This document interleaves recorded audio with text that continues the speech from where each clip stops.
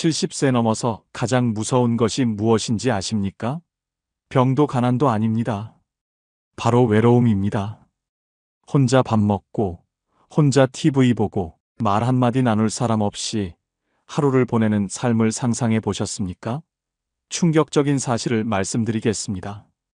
통계청 조사에 따르면 70세 이상 노인 10명 중 6명이 극심한 고독감을 느끼며 살아간다고 합니다. 더 가슴 아픈 것은 이 중 상당수가 자녀도 있고 경제적으로도 문제없는 분들이라는 점입니다. 준비되지 않은 노년은 이렇게 외롭습니다. 하지만 절망하지 마십시오. 지금부터 말씀드리는 5가지만 제대로 준비하면 70세 이후에도 활기차고 의미 있는 삶을 사실 수 있습니다. 외로움은 나이 때문이 아니라 준비 부족 때문입니다. 오늘 이 영상이 여러분의 노후를 완전히 바꿔놓을 것입니다. 끝까지 집중해서 들어주십시오. 70세 이후에 외롭지 않기 위해 준비해야 할 첫 번째는 배우자가 아닌 나만의 친구 네트워크를 만드는 것입니다. 지금 여러분에게 배우자 외에 진심으로 이야기 나눌 친구가 몇 명이나 있습니까? 배우자가 먼저 세상을 떠나거나 건강이 나빠지면 누구와 함께 시간을 보내실 계획입니까? 많은 분들이 평생 배우자에게만 의지하며 살다가 홀로 남겨지는 순간 극심한 외로움에 빠집니다. 이것은 준비되지 않은 노년의 가장 큰 비극입니다. 한국보건사회연구원의 연구 결과를 보면 가슴이 아픕니다. 배우자를 잃은 노인 중 75%가 심각한 우울증을 경험하며 이 중 절반 이상이 친구 관계가 거의 없어서 고립 상태에 빠진다고 합니다. 평생 배우자 중심으로 살다가 갑자기 혼자가 되면 누구와도 소통할 수 없게 되는 것입니다. 더 충격적인 것은 배우자 사별 후 1년 이내에 사망하는 노인의 비율이 평균보다 3배 이상 높다는 사실입니다. 친구는 젊었을 때 사귀는 것이라고 생각하십니까? 절대 그렇지 않습니다. 70세가 넘어서도 새로운 친구를 충분히 만들 수 있습니다. 중요한 것은 적극적인 태도와 꾸준한 노력입니다. 집에만 틀어박혀 있으면 아무도 찾아오지 않습니다. 경로당이나 복지관을 활용하십시오. 처음 가는 것이 어색하고 부담스러우십니까? 모든 사람이 처음에는 그렇습니다. 하지만 용기 내서 나가야 합니다. 경로당에 나가면 비슷한 나이의 사람들을 만날 수 있고 함께 운동하고 식사하면서 자연스럽게 친해집니다. 취미 활동을 통해서도 친구를 만들 수 있습니다. 노래 교실, 서예 교실, 댄스 교실 등 관심 있는 분야의 강좌에 등록하십시오. 같은 취미를 가진 사람들과는 대화 주제도 풍부하고 금방 친해질 수 있습니다. 일주일에 2~3번 정기적으로 만나다 보면 어느새 소중한 친구가 됩니다. 실제로 제가 아는 73세 조 할아버지의 이야기를 들려드리겠습니다. 조 할아버지는 평생 아내와 함께 다니시며 부부 중심의 생활을 하셨습니다. 친구들보다는 항상 아내와 함께하는 것을 우선시하셨습니다. 그러다가 3년 전 아내가 갑작스럽게 암으로 세상을 떠나셨습니다. 조 할아버지는 하루아침에 세상에 혼자 남겨진 것 같았습니다. 자녀들은 각자 바빠서 자주 오지 못했고 연락할 친구도 거의 없었습니다. 매일 집에서 TV만 보며 지내다가 점점 말수가 줄어들고 우울증이 찾아왔습니다. 식사도 제대로 하지 않아 체중이 10kg 이상 빠졌습니다. 자녀가 걱정되어 병원에 데리고 갔더니 중증 우울증 진단을 받았습니다. 의사 선생님이 약물 치료도 중요하지만 사회적 관계를 회복하는 것이 더 중요하다고 강조하셨습니다. 자녀들의 권유로 조 할아버지는 마지못해 동네 복지관에 등록하셨습니다. 처음 몇 주는 어색하고 힘들었지만 점점 사람들과 친해지셨습니다. 노래 교실에 나가시면서 같은 취미를 가진 분들과 이야기하고 웃으며 시간을 보내셨습니다. 6개월이 지나자 조 할아버지는 완전히 달라지셨습니다. 표정도 밝아지고 말도 많아지셨으며 우울증 약도 끊으셨습니다. 이제는 일주일에 5번이나 복지관에 나가시고 친구들과 등산도 가시고 여행도 다니십니다. 조 할아버지는 말씀하십니다. 아내가 살아계실 때 친구를 미리 만들어 놓았다면 이렇게 고생하지 않았을 것이라고 말입니다. 자원봉사 활동도 좋은 방법입니다. 복지관에서 급식 봉사를 하거나 도서관에서 책 정리를 하면서 같은 봉사자들과 친해질 수 있습니다. 함께 의미 있는 일을 하다 보면 더 깊은 유대감이 형성됩니다. 종교 활동도 좋은 선택입니다. 교회, 절, 성당 등에서 정기적으로 모임에 참석하면 신앙심도 키우고 사람들도 만날 수 있습니다. 종교 공동체는 서로 돕고 위로하는 문화가 강해서 외로움을 극복하는 데 큰 도움이 됩니다.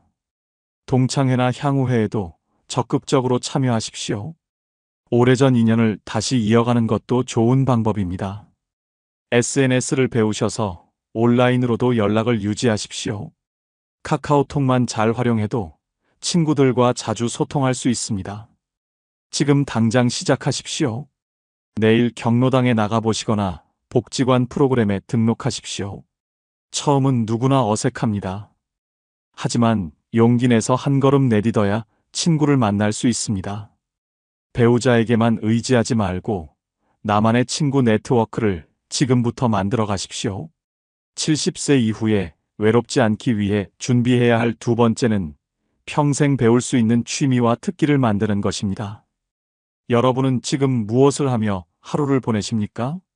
TV 보는 것 말고 진정으로 즐기는 활동이 있으십니까? 취미가 없는 노년은 지루하고 공허합니다. 시간은 많은데 할 일이 없으면 하루가 일주일처럼 길게 느껴지고 그 공허함이 외로움으로 변합니다. 반면 열정을 쏟을 수 있는 취미가 있으면 시간 가는 줄 모르고 삶에 활력이 넘치며 같은 취미를 가진 사람들과 자연스럽게 연결됩니다. 서울대학교 노화고령사회연구소의 조사를 보면 놀라운 사실이 드러납니다. 규칙적인 취미 활동을 하는 70세 이상 노인은 그렇지 않은 노인보다 삶의 만족도가 4배 이상 높고 우울증 발생률은 60% 이상 낮습니다. 취미 활동은 단순한 시간 때우기가 아닙니다.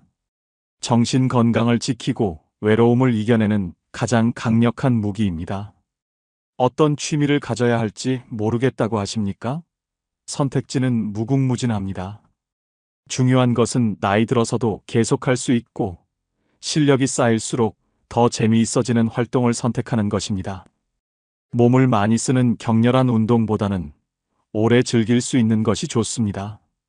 음악은 최고의 선택입니다. 노래 부르기, 악기 연주하기는 나이와 상관없이 평생 즐길 수 있습니다. 하모니카, 우쿨렐레 같은 악기는 배우기 쉽고 휴대하기 편해서 노인들에게 인기가 많습니다. 노래방에 가서 친구들과 노래 부르는 것도 훌륭한 취미입니다. 음악은 두뇌를 자극하고 감정을 풍부하게 하며 스트레스를 해소합니다. 그림 그리기나 서예도 좋습니다. 붓을 잡고 집중하는 시간은 명상과 같은 효과가 있습니다. 실력이 늘면서 작품이 완성되는 즐거움은 큰 성취감을 줍니다. 전시회에 출품하거나 친구들과 작품을 나누는 재미도 있습니다. 정원 가꾸기나 화초 키우기는 생명을 돌보는 활동입니다. 씨앗을 심고 물을 주며 자라는 모습을 지켜보는 것은 큰 기쁨입니다. 베란다에서도 충분히 할 수 있고 수확한 채소나 아름다운 꽃을 이웃과 나누면서 관계도 돈독해집니다. 실제로 68세 김할머니의 변화를 보면 놀랍습니다. 김할머니는 남편이 5년 전에 세상을 떠난 후 집에서 TV만 보며 무기력하게 지내셨습니다. 자녀들이 걱정될 정도로 말수도 줄고 의욕도 없어 보이셨습니다. 매일 똑같은 일상의 반복이었고 삶의 목표도 없었습니다. 그러던 어느 날 딸이 수채화 물감과 스케치북을 선물했습니다. 어릴 적 그림 그리기를 좋아했던 것을 기억해서 권해본 것입니다. 처음에는 시큰둥하셨지만 한번 붓을 잡으니 옛날 기억이 되살아났습니다. 유튜브를 보며 독학으로 시작하셨는데 점점 빠져드셨습니다. 하루에 몇 시간씩 그림을 그리며 시간 가는 줄 몰랐습니다. 복지관에서 수채화 강좌가 있다는 것을 알고 등록하셨습니다. 그곳에서 같은 취미를 가진 할머니들을 만나 친구가 되셨습니다. 함께 야외 스케치를 나가고 작품을 품평하며 전시회도 관람했습니다. 1년 후 김할머니의 모습은 완전히 달라졌습니다. 표정이 밝아지고 말도 많아지셨으며 매일 아침 일어나는 것이 즐거워졌습니다. 그림이라는 취미가 생기면서 삶의 목적이 생긴 것입니다. 이제는 손주들에게 그림을 그려주시고 친구 생일에 초상화를 선물하시며 복지관 전시회에도 출품하십니다. 김할머니는 말씀하십니다. 그림이 인생의 후반부를 완전히 바꿔놓았다고 말입니다. 사진 촬영도 멋진 취미입니다. 스마트폰만 있으면 시작할 수 있고 산책하면서 아름다운 풍경을 담는 재미가 있습니다. SNS에 올리면 사람들과 소통도 할 수 있습니다. 글쓰기나 독서도 훌륭합니다. 자서전을 쓰거나 손주들에게 편지를 쓰는 것도 의미 있는 활동입니다. 독서 모임에 참여하면 책을 읽고 토론하면서 지적 자극도 받고 친구도 사귈 수 있습니다. 요리나 제과도 좋은 선택입니다. 새로운 레시피에 도전하고 가족이나 친구에게 대접하는 즐거움이 있습니다. 유튜브에 요리 영상도 많아서 배우기 쉽습니다. 등산이나 걷기 같은 운동도 훌륭한 취미입니다. 등산 동호회에 가입하면 정기적으로 산에 오르면서 건강도 챙기고 친구도 사귈 수 있습니다. 만보기를 차고 매일 걷기 목표를 세우는 것도 좋습니다. 바둑이나 장기 같은 두뇌 게임도 추천합니다. 경로당에 가면 바둑 두는 분들이 많습니다. 함께 두면서 자연스럽게 대화하고 친해집니다. 지금 당장 시작하십시오. 관심 있는 분야의 강좌를 찾아보시고 등록하십시오. 처음부터 잘할 필요 없습니다. 서툴러도 괜찮습니다. 중요한 것은 즐기는 마음과 꾸준함입니다. 취미가 있으면 외롭지 않습니다. 평생 배우고 성장할 수 있는 나만의 특기를 지금부터 만들어 가십시오. 70세 이후에 외롭지 않기 위해 준비해야 할 세 번째는 디지털 소통 능력을 익히는 것입니다. 스마트폰을 제대로 활용하고 계십니까? 아니면 전화 받는 것 외에는 거의 사용하지 않으십니까? 많은 어르신들이 디지털 기기를 어려워하며 멀리합니다. 하지만 이것은 현대 사회에서 스스로를 고립시키는 선택입니다. 요즘 세상은 온라인으로 연결되어 있습니다. 디지털 소통 능력이 없으면 자녀, 손주, 친구들과의 연결고리가 약해지고 점점 외로워집니다. 한국정보화진흥원의 조사 결과는 충격적입니다. 70세 이상 노인 중 스마트폰을 적극적으로 활용하는 사람은 28%에 불과하며 나머지 72%는 기본 기능조차 제대로 사용하지 못한다고 합니다. 더 심각한 것은 디지털 소외로 인한 고립감이 우울증과 직접적인 연관이 있다는 점입니다. 디지털 소통 능력이 있는 노인과 없는 노인의 사회적 연결망. 크기가 3배 이상 차이 난다는 연구 결과도 있습니다. 카카오톡만 잘 사용해도 세상이 달라집니다. 자녀들은 바빠서 자주 전화하기 어렵지만 카톡으로는 수시로 안부를 물을 수 있습니다. 손주들도 전화보다는 메시지로 소통하는 것을 편하게 느낍니다. 사진을 보내고 받으면서 서로의 일상을 공유할 수 있습니다. 카톡 단체방을 만들면 가족들과 실시간으로 대화할 수 있고 멀리 떨어져 있어도 가까이 느껴집니다. 영상통화는 더욱 강력합니다. 얼굴을 보며 이야기하면 전화보다 훨씬 친밀감이 느껴집니다. 해외에 있는 자녀나 손주와도 무료로 얼굴 보며 대화할 수 있습니다. 명절에 직접 만나지 못해도 영상통화로 함께 식사하는 것처럼 느낄 수 있습니다. 유튜브도 배우십시오. TV보다 훨씬 다양하고 재미있는 콘텐츠가 있습니다. 건강정보, 요리 레시피, 운동 영상, 옛날 노래, 드라마까지 모든 것을 무료로 볼 수 있습니다. 관심사에 맞는 채널을 구독하면 지루할 틈이 없습니다. 실제로 76세 박할아버지의 변화는 놀랍습니다. 박할아버지는 평생 아날로그 방식으로 사셨고 스마트폰을 무척 어려워하셨습니다. 자녀들이 사준 스마트폰도 전화 받는 용도로만 쓰셨습니다. 자녀들은 바빠서 일주일에 한두 번 전화하는 것이 전부였고 손주들은 거의 연락이 없었습니다. 박할아버지는 점점 외로워지셨고 자녀들과 소원해진다고 느끼셨습니다. 그러던 중 복지관에서 무료 스마트폰 교육이 있다는 것을 알고 등록하셨습니다. 처음 몇 주는 너무 어려워서 포기하고 싶으셨지만 선생님과 동료 수강생들의 도움으로 조금씩 배워나가셨습니다. 카카오톡 사용법을 익히고 나서 가족 단체방을 만들었습니다. 처음에는 서툴렀지만 매일 연습하셨습니다. 아침에 일어나면 가족방에 인사를 올리고 산책하면서 찍은 사진을 공유하셨습니다. 자녀들도 박할아버지의 메시지에 답장하고 이모티콘을 보내며 활발하게 소통했습니다. 손주들도 할아버지가 카톡을 하시니 재미있어 하며 자주 연락했습니다. 영상통화도 배우셔서 일주일에 서너 번씩 손주들 얼굴을 보며 이야기하십니다. 미국에 사는 큰아들과도 시차를 맞춰 영상통화를 하시는데 손주가 학교 숙제하는 모습도 보고 함께 저녁 식사하는 것처럼 대화하십니다. 박할아버지는 말씀하십니다.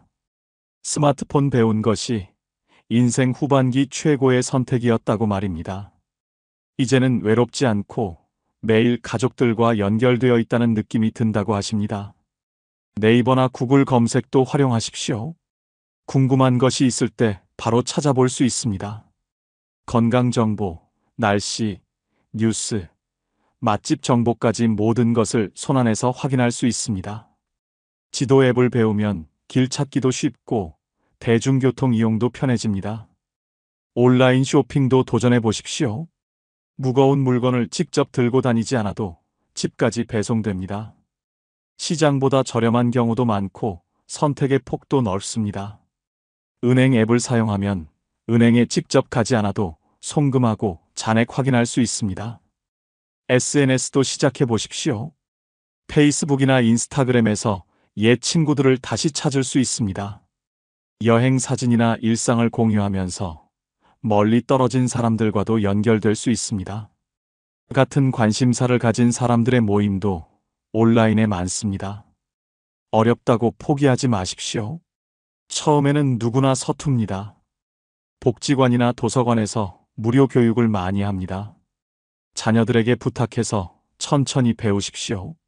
손주들에게 가르쳐달라고 하면 좋아하며 알려줍니다. 함께 배우는 과정 자체가 소통이 됩니다. 디지털 세상은 무한한 가능성을 열어줍니다.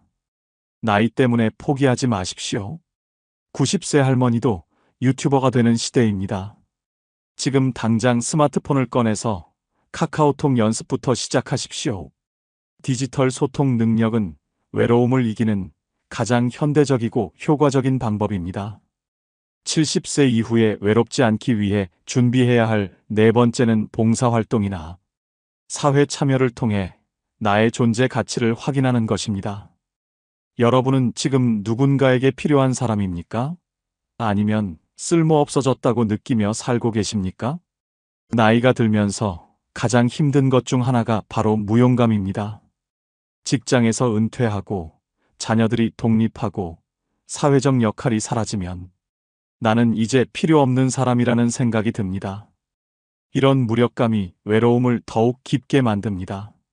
하지만 봉사활동을 통해 누군가를 돕고 사회에 기여하면 내가 여전히 쓸모있는 존재라는 것을 확인할 수 있습니다. 중앙자원봉사센터의 통계를 보면 희망이 보입니다. 정기적으로 봉사활동에 참여하는 70세 이상 노인은 그렇지 않은 노인보다 삶의 만족도가 5배 이상 높고 자존감 수치도 2배 이상 높습니다.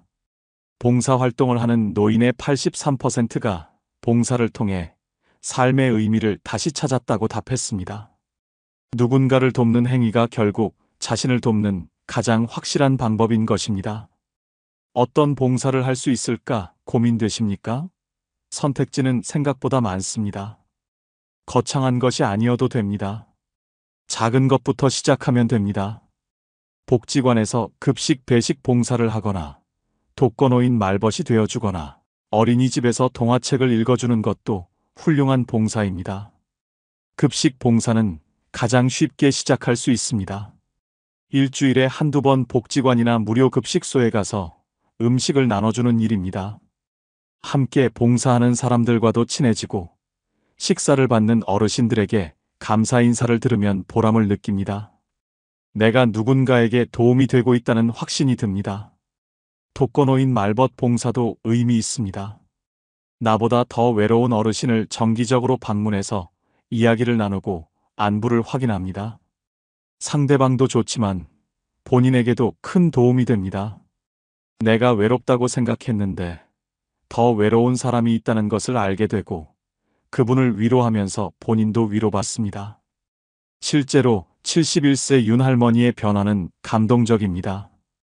윤 할머니는 5년 전 남편과 사별한 후 우울증에 시달리셨습니다. 자녀들은 외국에 살고 있어서 자주 만날 수 없었고 집에서 혼자 지내는 시간이 너무 길었습니다. 매일 남편 생각만 하며 눈물 흘리고 삶의 의욕을 완전히 잃으셨습니다. 약을 먹어도 우울증은 나아지지 않았고 심지어 살고 싶지 않다는 생각까지 하셨습니다. 그러던 어느 날 교회 목사님이 어린이집 봉사를 권유하셨습니다. 처음에는 거절하셨지만 목사님의 간곡한 부탁에 마지못해 나가셨습니다. 어린이집에서는 할머니가 아이들에게 동화책을 읽어주고 함께 놀아주는 역할이었습니다. 첫날 아이들을 만났을 때 윤 할머니는 충격을 받으셨습니다. 아이들이 할머니를 보자마자 환하게 웃으며 달려왔고 손을 잡고 떨어지지 않으려 했습니다. 동화책을 읽어주니 아이들이 눈을 반짝이며 집중했고 이야기가 끝나면 박수를 쳤습니다. 윤 할머니는 그날 오랜만에 웃었습니다. 그 후로 일주일에 3번씩 어린이집에 나가셨습니다. 아이들은 할머니가 오는 날을 손꼽아 기다렸고 할머니도 아이들을 만나는 것이 삶의 낙이 되었습니다. 아이들이 그린 그림을 선물로 받고 꼭 안아주며 사랑한다고 말하는 순간들이 윤 할머니를 치유했습니다. 1년 후 윤 할머니는 우울증 약을 완전히 끊으셨고 표정도 밝아지셨습니다. 윤 할머니는 말씀하십니다. 아이들이 나를 필요로 하고 내가 아이들에게 행복을 줄 수 있다는 사실이 삶의 이유가 되었다고 말입니다. 봉사활동이 우울증을 이기고 다시 살아갈 힘을 준 것입니다. 환경 정화 활동도 좋습니다. 동네 공원이나 하천을 청소하는 봉사에 참여하면 건강도 챙기고 환경도 지킬 수 있습니다. 함께하는 사람들과 친해지는 것은 덤입니다. 도서관 봉사도 추천합니다.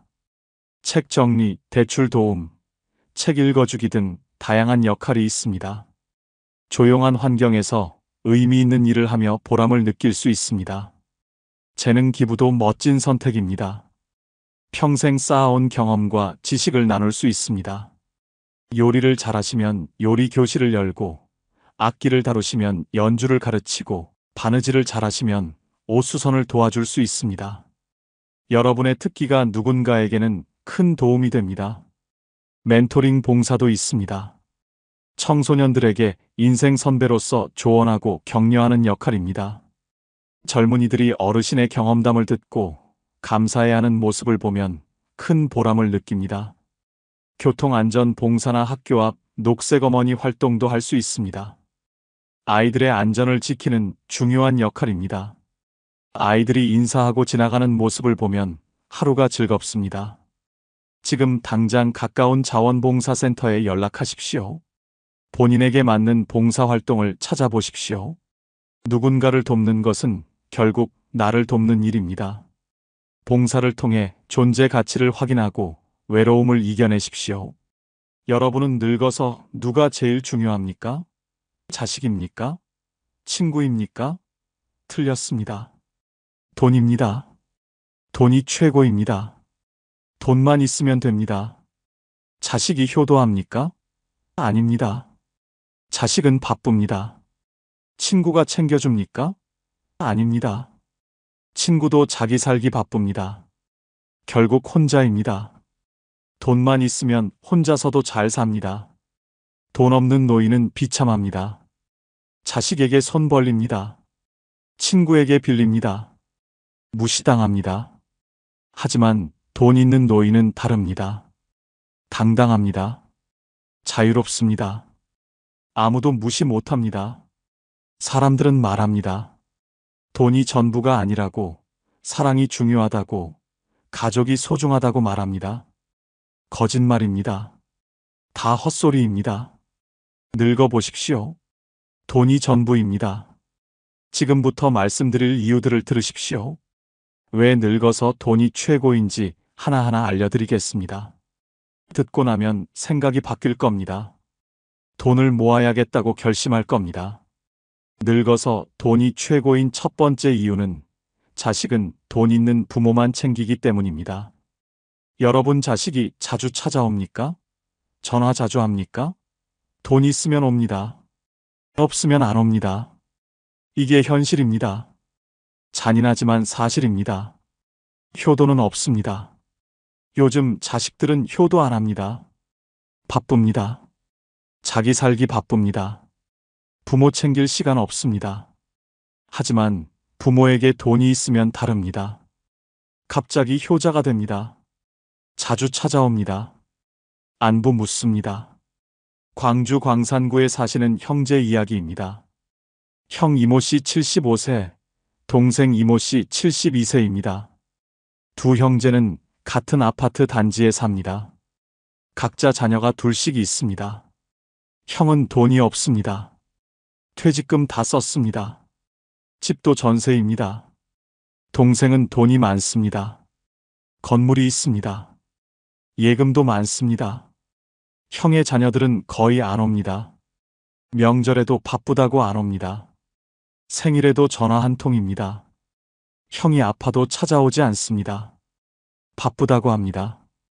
형은 외롭습니다. 서럽습니다. 자식 원망하며 삽니다. 동생의 자녀들은 일주일에 한 번씩 옵니다. 맛있는 거 싸옵니다. 외식 시켜드립니다. 여행도 같이 갑니다. 동생이 기침만 해도 병원에 모십니다. 효자 효녀입니다. 동생은 행복합니다. 차이가 뭡니까? 돈입니다. 형은 돈이 없습니다. 동생은 돈이 많습니다.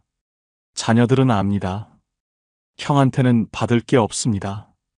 동생한테는 상속받을 게 많습니다. 그래서 챙깁니다. 이게 현실입니다. 형은 동생을 부러워합니다. 왜 내 자식들은 안 오나? 동생 자식들은 효자인데 내 자식들은 불효자라고 한탄합니다. 하지만 형은 모릅니다. 자식 탓이 아니라 돈 탓이라는 걸 말입니다. 여러분은 어떻습니까? 자식이 자주 옵니까? 여러분에게 돈이 얼마나 있습니까? 돈 없으면 자식도 없습니다. 잔인하지만 현실입니다. 자식은 상속을 봅니다. 줄 게 있으면 챙깁니다. 없으면 안 챙깁니다. 계산적입니다. 효도가 아니라 투자입니다. 돈 없는 부모는 짐입니다. 자식 입장에서는 부담입니다. 도와줘야 하고 챙겨줘야 합니다.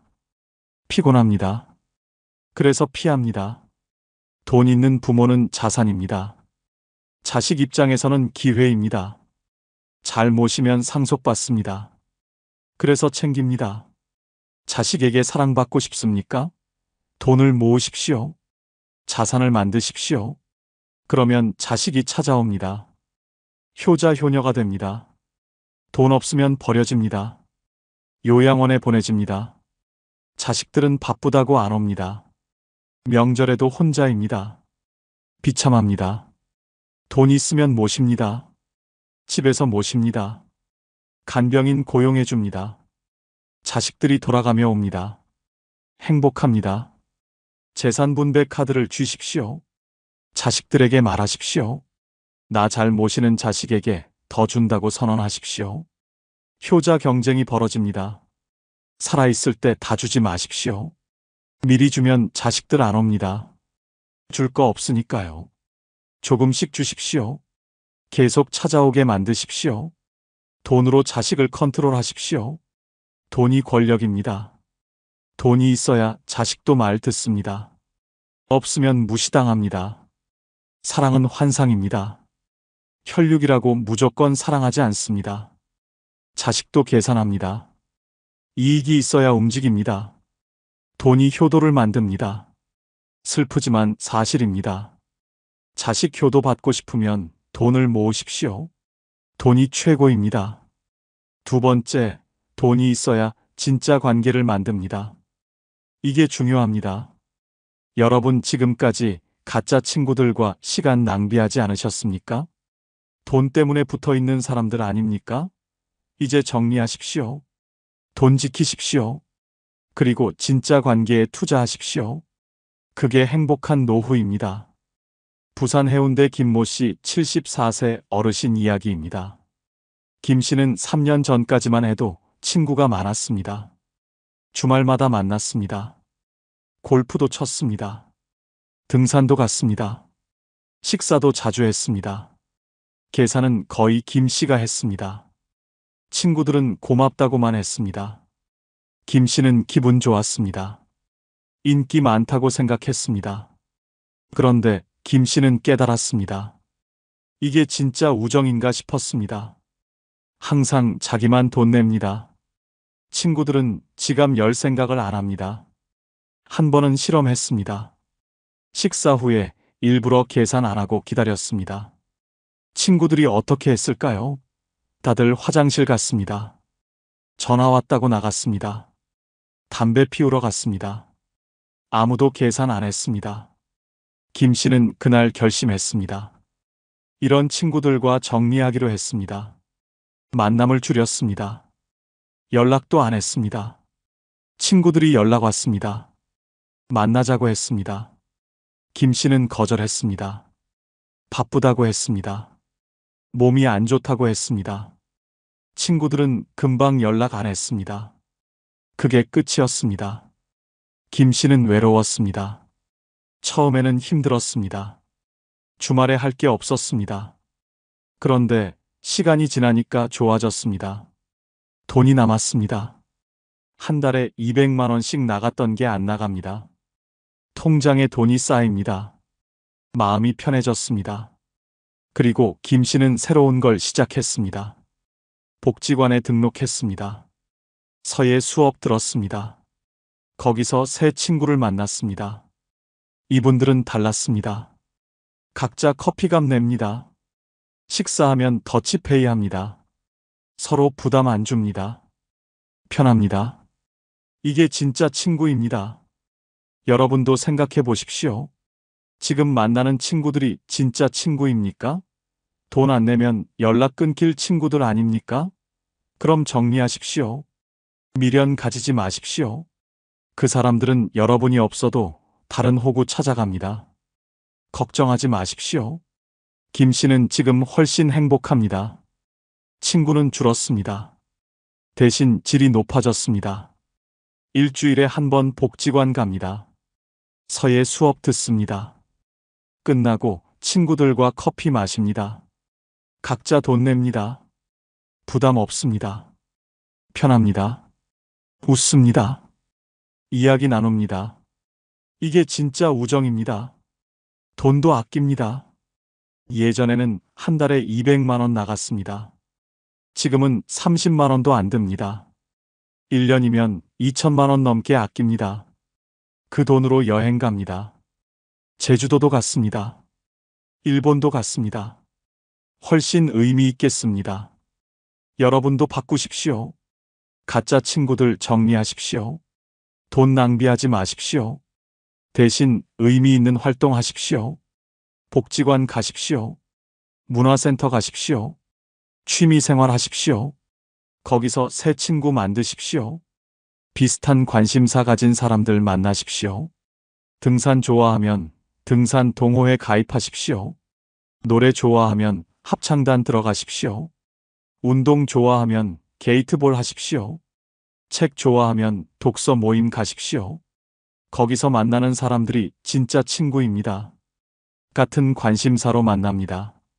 돈으로 만나는 게 아닙니다. 그런 친구들과는 부담 없습니다. 각자 비용 냅니다. 억지로 만나지 않습니다. 하고 싶을 때 만납니다. 편합니다. 자연스럽습니다. 오래 갑니다.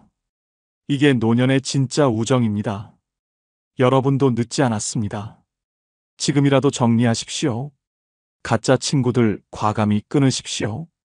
연락 안 오면 그대로 두십시오. 그게 답입니다. 외로워도 참으십시오. 금방 새로운 관계 만들어집니다. 돈 아끼십시오. 친구 만나느라 쓰는 돈 줄이십시오. 그 돈으로 여러분 하고 싶은 거 하십시오. 여행 가십시오. 취미 생활 하십시오. 맛있는 거 드십시오. 그게 훨씬 가치 있습니다. 훨씬 행복합니다. 진짜 친구는 적어도 됩니다. 한두 명이면 충분합니다. 서로 부담 안 주는 관계면 됩니다. 돈으로 유지되는 관계는 관계가 아닙니다. 그냥 거래입니다. 여러분은 거래 상대 필요 없습니다. 진짜 친구가 필요합니다. 돈 지키고 진짜 관계 만드십시오. 그게 행복한 노후의 비결입니다.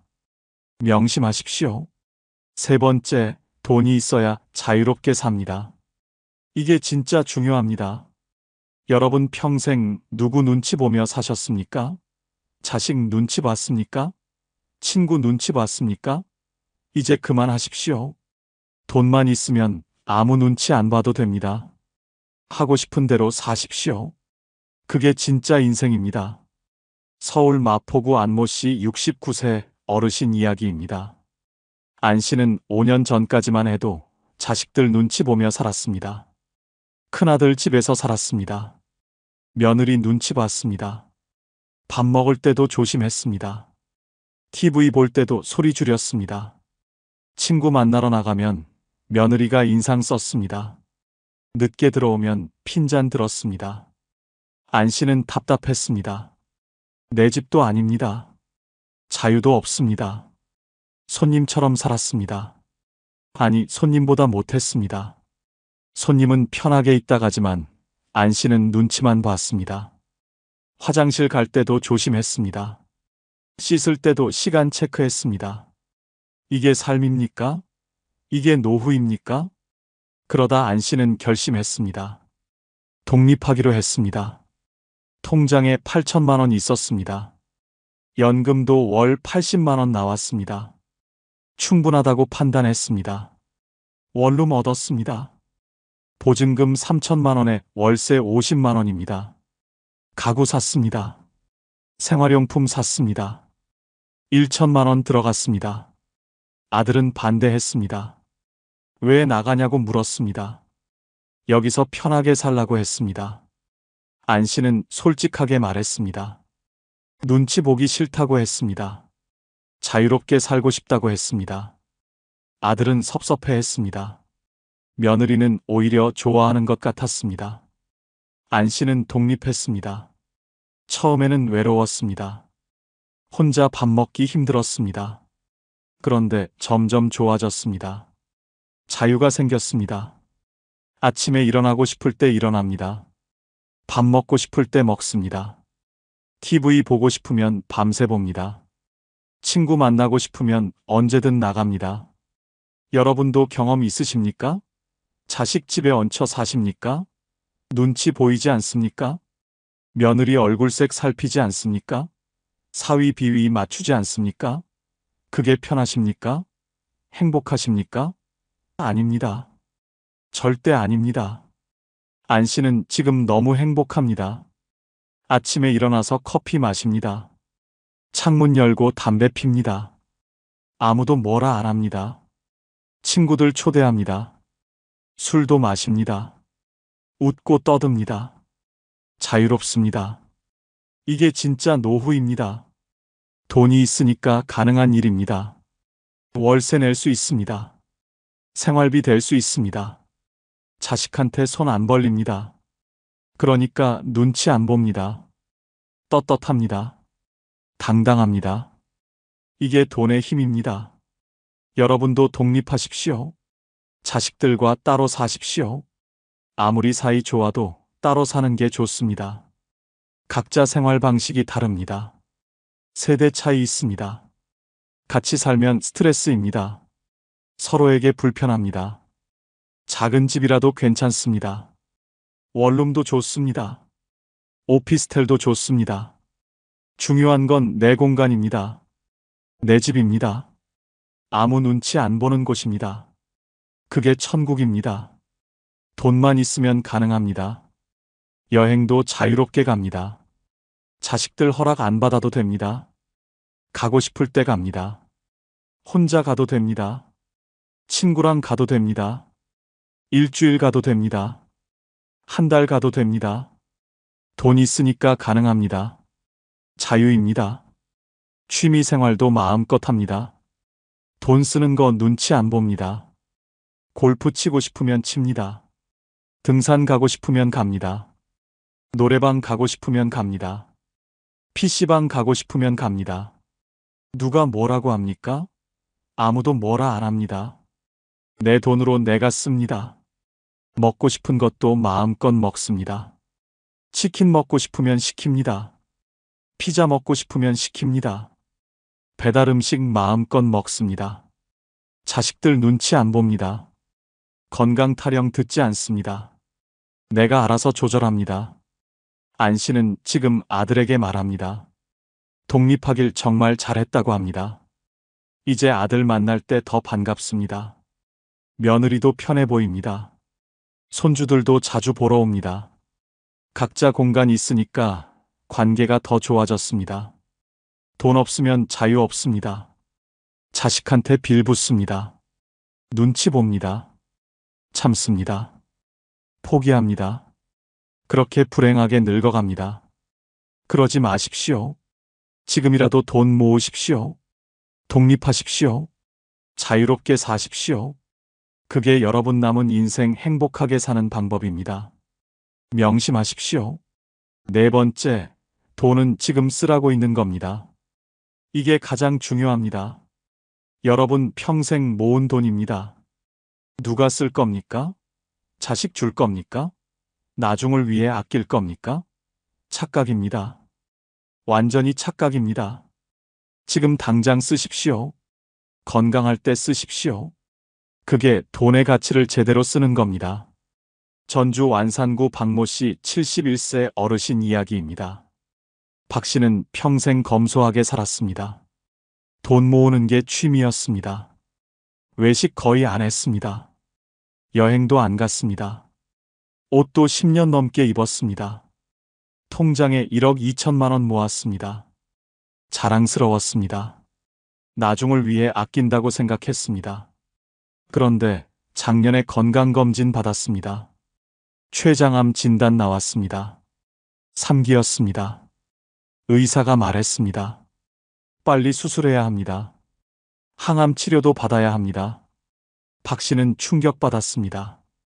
그동안 뭐 했습니까? 돈 모으느라 인생을 허비했습니다. 박 씨는 후회했습니다. 왜 여행 안 갔을까? 아내랑 유럽 가보고 싶었습니다. 미루고 미뤘습니다. 돈 아깝다고 안 갔습니다. 지금 가려고 해도 못 갑니다. 몸이 안 됩니다. 수술하고 항암 치료 받아야 합니다. 여행은 꿈도 못 꿉니다. 맛있는 것도 못 먹어봤습니다. 한우 먹고 싶었습니다. 비싸다고 안 먹었습니다. 회 먹고 싶었습니다. 아까워서 안 먹었습니다. 지금은 어떻습니까? 소화가 안 됩니다. 먹고 싶어도 못 먹습니다. 유동식만 겨우 넘깁니다.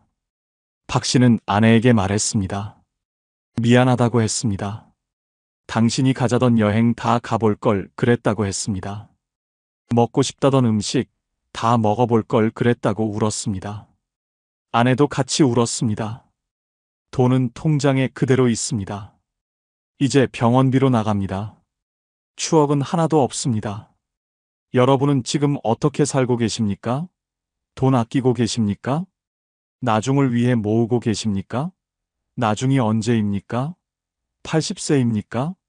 90세입니까? 그때 가서 쓸 체력이 있겠습니까? 그때 가서 여행 갈 수 있겠습니까? 없습니다. 절대 없습니다. 지금 쓰십시오. 건강할 때 쓰십시오. 움직일 수 있을 때 쓰십시오. 여행 가십시오. 가보고 싶었던 곳 다 가보십시오. 제주도 가십시오. 유럽 가십시오. 일본 가십시오. 동남아 가십시오. 돈 아깝다고요? 아닙니다. 추억은 돈 주고도 못 삽니다. 여행의 기억이 남은 인생을 풍요롭게 만듭니다. 맛있는 거 드십시오. 비싼 식당도 가보십시오. 한우도 먹고 회도 먹고 좋은 음식 다 드십시오. 몸이 받아줄 때 먹어야 합니다. 나중에는 소화도 안 되고 씹지도 못합니다. 지금 먹으십시오. 오늘 먹으십시오. 취미 생활에 투자하십시오. 악기 배우고 싶으면 악기 사십시오. 그림 그리고 싶으면 화구 사십시오. 골프 치고 싶으면 치십시오. 등산 가고 싶으면 좋은 장비 사십시오. 돈 때문에 포기하지 마십시오. 하고 싶은 거 다 하십시오. 집도 편한 곳으로 옮기십시오. 낡은 집에서 불편하게 살지 마십시오. 계단 오르내리느라 힘들지 마십시오. 엘리베이터 있는 아파트로 가십시오. 병원 가까운 곳으로 가십시오. 교통 편한 곳으로 가십시오. 돈 아까워서 불편한 집에서 사는 건 어리석은 일입니다. 자식 주려고 아끼지 마십시오. 자식들은 스스로 벌어서 삽니다. 여러분 돈 없어도 잘 삽니다. 오히려 부모가 행복하게 쓰는 모습 보는 게 자식들도 좋습니다. 돈 아끼다 죽으면 자식들이 더 슬퍼합니다. 부모가 행복하게 사는 게 진짜 효도입니다. 박 씨는 지금 항암 치료받으면서 깨달았습니다. 돈은 쓰라고 있는 겁니다. 모으라고 있는 게 아닙니다. 지금 이 순간을 위해 있는 겁니다. 건강할 때 써야 합니다. 늦으면 후회합니다. 박 씨처럼 되지 마십시오. 여러분, 오늘부터 바꾸십시오. 하고 싶은 거 하십시오. 가고 싶은 곳 가십시오. 먹고 싶은 거 드십시오. 돈은 관 속에 못 가져갑니다. 살아있을 때 써야 합니다. 지금이 가장 젊은 날입니다. 내일은 오늘보다 늙습니다. 망설이지 마십시오. 지금 당장 시작하십시오. 5번째, 돈이 있어야 꿈을 이룹니다. 이게 마지막이자 가장 중요합니다. 여러분 평생 미뤄온 꿈이 있지 않습니까? 젊었을 때 하고 싶었던 게 있지 않습니까? 이제 하십시오. 지금 하십시오. 돈만 있으면 가능합니다. 나이는 핑계입니다. 돈이 있으면 뭐든 할 수 있습니다. 제주도 서귀포 한모 씨 70세 어르신 이야기입니다. 한 씨는 평생 꿈이 있었습니다. 카페 운영하는 꿈이었습니다. 젊었을 때부터 꿈꿨습니다. 커피 좋아했습니다. 사람 만나는 것도 좋아했습니다. 하지만 못했습니다. 돈 벌어야 했습니다. 가족 먹여 살려야 했습니다. 자식 키워야 했습니다. 꿈은 미뤘습니다. 한 씨는 65세에 퇴직했습니다. 퇴직금 받았습니다. 5천만 원이었습니다. 연금도 나옵니다. 한 달에 120만 원입니다. 한 씨는 생각했습니다. 이제 꿈을 이룰까? 아니면 그냥 통장에 넣어둘까? 자식들은 말렸습니다. 나이 들어서 무슨 카페냐고 했습니다. 조용히 쉬라고 했습니다. 한 씨는 고민했습니다. 1년을 고민했습니다. 그러다 결심했습니다. 하기로 했습니다. 66세에 시작했습니다. 늦었다고요? 아닙니다. 전혀 늦지 않았습니다. 오히려 딱 좋은 타이밍이었습니다. 한 씨는 제주도로 내려갔습니다. 작은 카페 차렸습니다. 보증금 1천만 원에 월세 80만 원짜리 가게 얻었습니다. 인테리어 했습니다. 1,500만 원 들었습니다. 커피 머신 샀습니다. 테이블 샀습니다. 의자 샀습니다. 총 3천만 원 들어갔습니다. 퇴직금 절반 넘게 썼습니다. 자식들은 걱정했습니다. 망하면 어떡하냐고 했습니다. 한 씨는 대답했습니다. 망해도 괜찮다고 했습니다. 꿈 이뤄보는 게 중요하다고 했습니다. 후회 없이 살고 싶다고 했습니다. 카페 열었습니다. 처음에는 손님 없었습니다. 하루에 두세 명 왔습니다. 한 씨는 포기 안 했습니다. 커피만 연구했습니다. 손님한테 친절했습니다. SNS도 배웠습니다. 사진 올렸습니다. 입소문 났습니다. 손님 늘었습니다. 지금은 어떻습니까? 하루에 50명 넘게 옵니다. 주말에는 100명 넘습니다. 한 달 매출 1,500만 원 나옵니다. 월세 빼고 재료비 빼고 순수익 600만 원 남습니다. 연금까지 합치면 한 달에 720만 원입니다. 충분합니다. 넉넉합니다. 여러분도 꿈 있지 않습니까? 하고 싶었던 거 있지 않습니까? 배우고 싶었던 거 있지 않습니까? 왜 안 하십니까? 나이 때문입니까? 돈 때문입니까? 핑계입니다. 다 핑계입니다. 한 씨는 70세입니다. 지금도 카페 운영합니다. 매일 아침 6시에 일어납니다. 카페 갑니다. 커피 내립니다. 손님 맞이합니다. 웃습니다. 행복합니다. 이게 진짜 노후입니다. 꿈 이루며 사는 노후입니다. 한 씨는 말합니다. 가장 잘한 결정이라고 합니다. 66세에 시작하길 정말 잘했다고 합니다. 자식들 말 듣고 안 했으면 후회했을 거라고 합니다. 지금도 늦지 않았다고 합니다. 75세에도 시작할 수 있다고 합니다. 여러분 생각해 보십시오. 죽기 전에 꼭 하고 싶은 게 뭡니까? 악기 배우고 싶습니까? 그림 그리고 싶습니까? 글 쓰고 싶습니까? 사업하고 싶습니까? 뭐든 좋습니다. 시작하십시오. 지금 당장 시작하십시오. 돈 아까워하지 마십시오. 꿈 이루는 데 쓰십시오. 배우고 싶으면 학원 다니십시오. 악기 사십시오. 화구 사십시오. 책 사십시오. 투자하십시오. 자기 자신에게 투자하십시오. 그게 가장 가치 있는 투자입니다. 나이는 숫자일 뿐입니다. 70세도 늦지 않았습니다. 75세도 늦지 않았습니다. 80세도 할 수 있습니다. 중요한 건 의지입니다. 돈입니다. 의지 있고 돈 있으면 뭐든 됩니다. 한 씨는 요즘 새로운 꿈 생겼습니다. 바리스타 자격증 따려고 합니다. 70세에 자격증 공부합니다. 늦었다고요? 아닙니다. 배움에 나이 없습니다. 한 씨는 내년에 자격증 딸 겁니다. 그리고 더 좋은 커피 만들 겁니다. 여러분도 꿈 포기하지 마십시오. 미루지 마십시오. 오늘 시작하십시오. 내일은 오늘보다 하루 늙습니다. 지금이 가장 젊은 날입니다. 망설이지 마십시오. 돈은 꿈 이루라고 있는 겁니다. 관 속에 가져갈 수 없습니다. 살아있을 때 써야 합니다. 꿈 이루는 데 써야 합니다. 그게 돈의 진짜 가치입니다. 여러분은 70년을 살면서 뭘 얻었습니까? 남들 눈치 보느라 행복했습니까? 70년 동안 착하게 살았는데 남은 게 뭡니까? 아무것도 없습니다. 다 부질없습니다. 체면 지킨다고 하고 싶은 것도 못했습니다. 남들이 뭐라고 할까봐 먹고 싶은 것도 못 먹었습니다. 창피하다고 입고 싶은 것도 못 입었습니다. 그렇게 70년을 살았는데 누가 알아줍니까? 아무도 모릅니다. 이제 깨달았습니다. 남 눈치 보며 사는 건 바보짓이라는 걸 말입니다.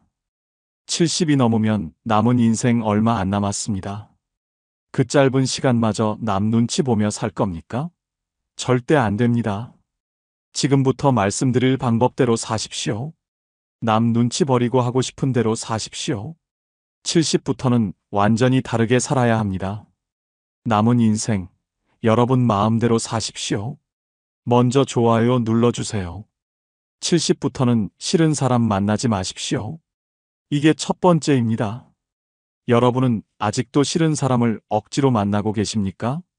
불편한 친척, 자랑만 하는 친구, 무시하는 동창, 이런 사람들과 의무적으로 어울리십니까? 이제 그만하십시오. 70이 넘으면 싫은 사람 만날 시간이 없습니다. 평생 참았습니다. 어른이니까 예의상, 체면상, 이런 이유로 싫은 사람도 만났습니다. 웃으며 견뎠습니다. 하지만 스트레스였습니다. 집에 오면 피곤했습니다. 왜 이렇게 살았을까요? 남 눈치 봤기 때문입니다. 대전 유성구에 사시는 조모 씨, 72세 어르신의 통쾌한 이야기입니다. 조 씨는 평생 의무적인 만남을 지켰습니다. 싫은 친척 모임도 빠지지 않고 나갔습니다. 자랑만 하는 동창회도 참석했습니다. 무시하는 친구도 만났습니다. 착한 사람으로 살려고 노력했습니다. 그런데 70세 생일날 조 씨는 깨달았습니다. 이 사람들 중에 진짜 나를 위하는 사람이 있나, 내가 아파도 찾아올 사람이 있나 생각해보니 한 명도 없었습니다. 다 거칠애였습니다. 의무였습니다. 진짜 친구가 아니었습니다. 조 씨는 결심했습니다. 70부터는 싫은 사람 안 만나겠다고 마음먹었습니다. 친척 모임 초대가 왔습니다. 조 씨는 거절했습니다. 바쁘다고, 몸이 안 좋다고 핑계대지 않았습니다. 솔직하게 말했습니다. 가기 싫다고, 앞으로 안 나가겠다고 말했습니다. 친척들이 발끈했습니다. 무례하다고, 버릇없다고 비난했습니다. 조 씨는 개의치 않았습니다. 뭐라고 하든 상관없었습니다. 자기 인생입니다. 자기 마음대로 살기로 했습니다. 동창회도 그만뒀습니다. 30년 다닌 동창회였습니다. 하지만 만날 때마다 스트레스였습니다. 자랑 듣기 싫었습니다. 비교당하기 싫었습니다. 조 씨는 탈퇴했습니다. 동창들이 섭섭하다고 했습니다. 조 씨는 미안하지 않았습니다. 지금 조 씨는 정말 만나고 싶은 사람들만 만납니다. 편한 친구 서너 명, 이 사람들과만 어울립니다. 스트레스가 없습니다. 만남이 즐겁습니다. 집에 와도 피곤하지 않습니다. 조 씨는 말합니다. 70이 넘으면 싫은 사람 만나지 말라고, 시간 아깝다고 말입니다. 여러분은 어떻습니까? 아직도 싫은 사람을 억지로 만나십니까? 만나고 나면 피곤합니까? 스트레스 받습니까? 그렇다면 이제 그만 만나십시오. 의무감으로 만나지 마십시오. 거절하십시오. 가기 싫은 모임은 거절하십시오. 핑계 대지 마십시오. 솔직하게 말하십시오. 가기 싫다고, 불편하다고 말하십시오. 상대가 화내도 괜찮습니다. 친척 모임 나가지 마십시오. 의무적인 친척 모임 필요 없습니다. 진짜 친한 친척만 만나십시오.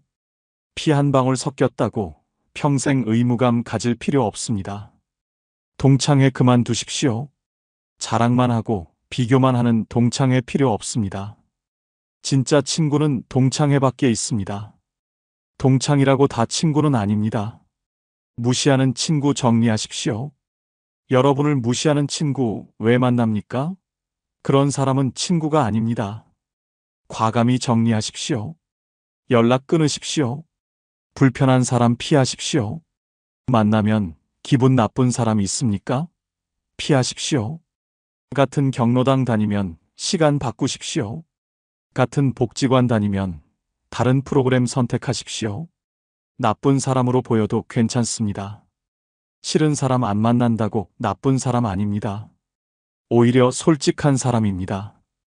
착한 척하는 게 더 나쁩니다. 남은 시간 아까워하십시오. 70이 넘으면 남은 시간이 얼마 없습니다. 그 소중한 시간을 싫은 사람에게 낭비하지 마십시오.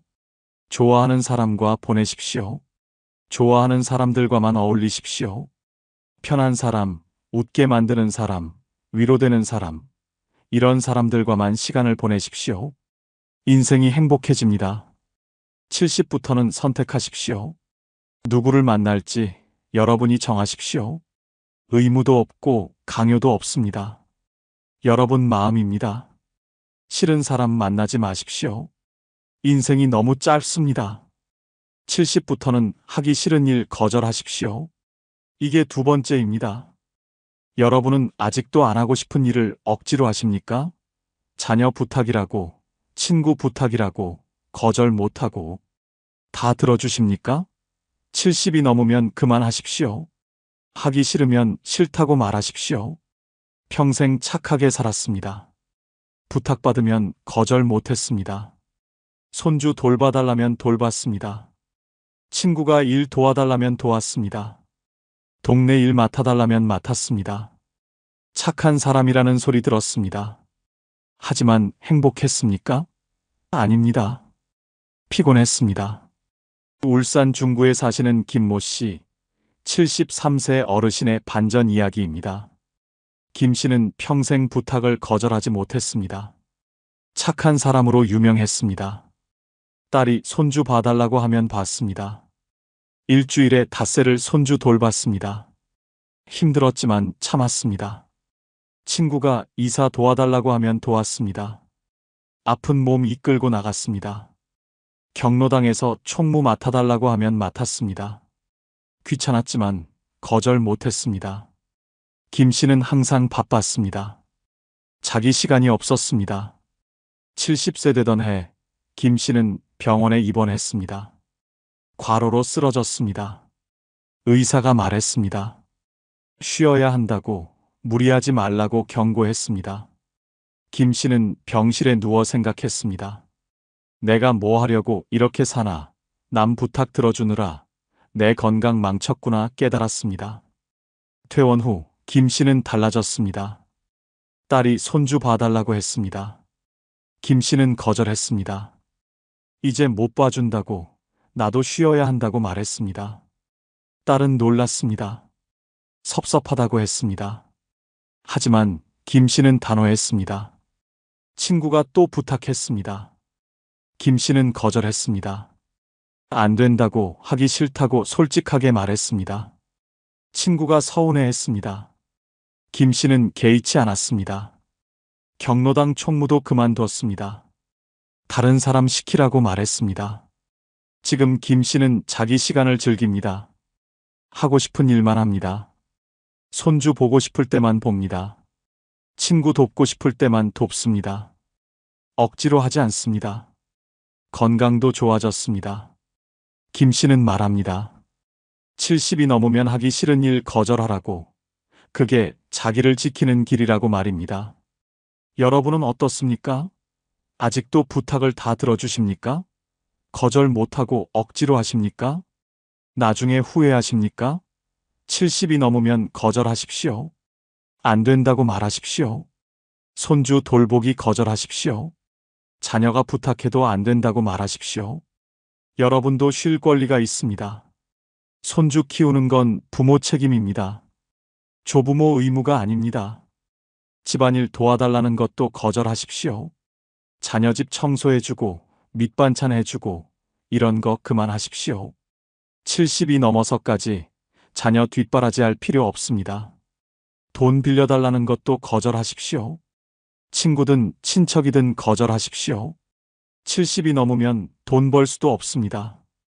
여러분 돈은 여러분이 쓰십시오. 경조사 다 갈 필요 없습니다.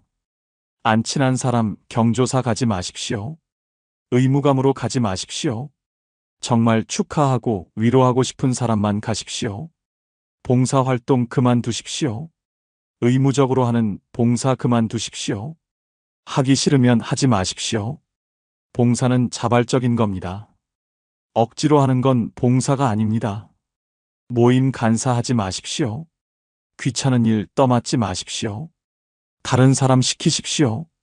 70이 넘어서까지 꾸준히 할 필요 없습니다. 착한 사람 그만하십시오. 착한 사람은 이용당합니다. 부탁하기 쉬운 사람이 됩니다.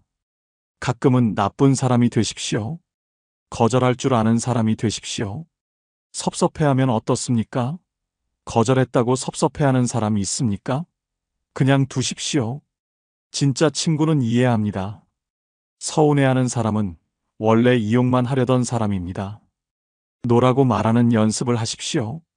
거절이 어려우면 연습하십시오. 거울 보고 안 된다고 말해보십시오. 익숙해지면 실제로도 할 수 있습니다. 70부터는 선택하십시오. 하고 싶은 일만 하십시오.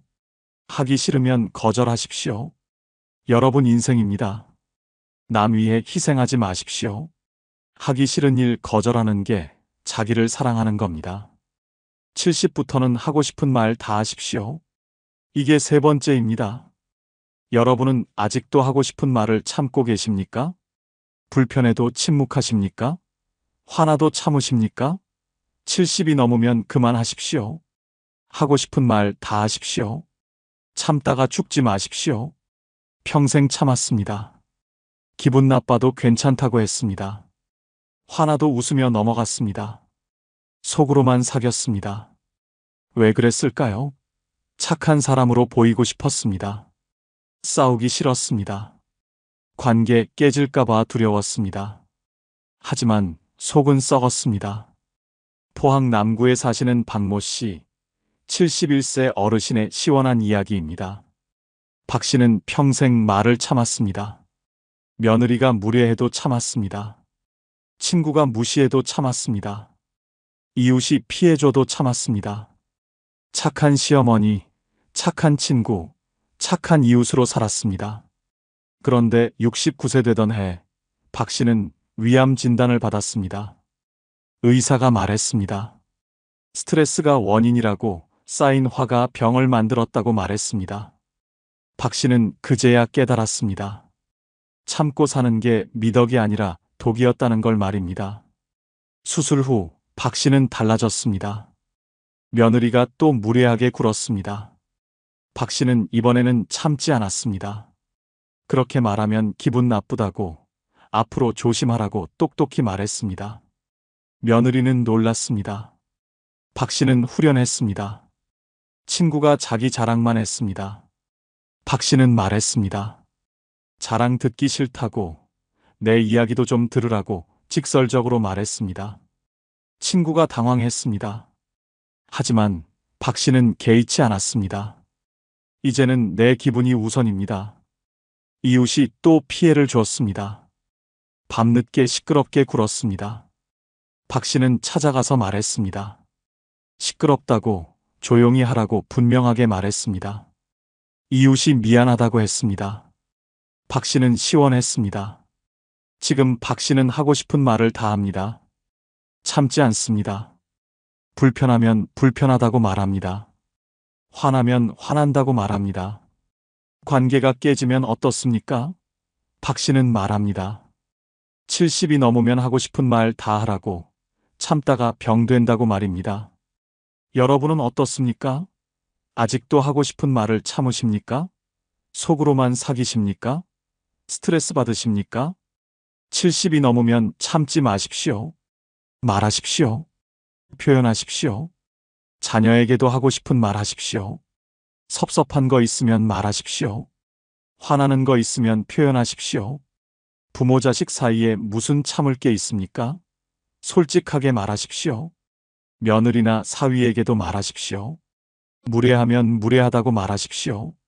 기분 나쁘면 기분 나쁘다고 말하십시오. 참으면 관계만 나빠집니다. 말해야 고쳐집니다. 친구에게도 솔직하게 말하십시오. 자랑 듣기 싫으면 싫다고 말하십시오. 무시당하면 화낸다고 말하십시오. 진짜 친구는 이해합니다. 화내는 친구는 원래 친구 아닙니다. 이웃에게도 당당하게 말하십시오. 피해주면 항의하십시오. 소음, 주차, 쓰레기, 불편한 거 참지 마십시오. 말해야 해결됩니다. 경로당에서도 말하십시오. 불공평한 거 있으면 지적하십시오. 잘못된 거 있으면 말하십시오. 나이 많다고 무조건 따를 필요 없습니다. 욕먹어도 괜찮습니다. 하고 싶은 말 했다고 욕먹습니까? 그냥 두십시오. 여러분 건강이 남의 평가보다 중요합니다. 관계 깨져도 괜찮습니다.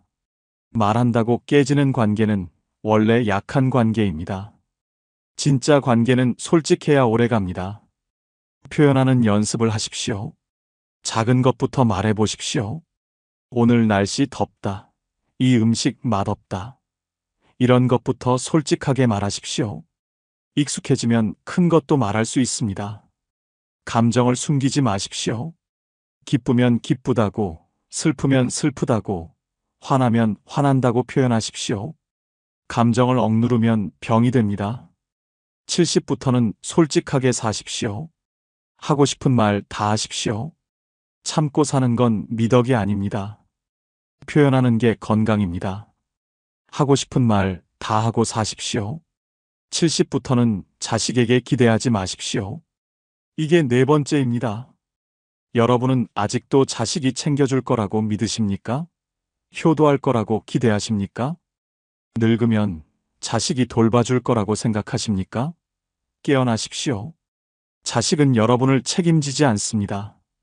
평생 자식을 위해 살았습니다. 먹고 싶은 것도 참고 자식 교육비 댔습니다.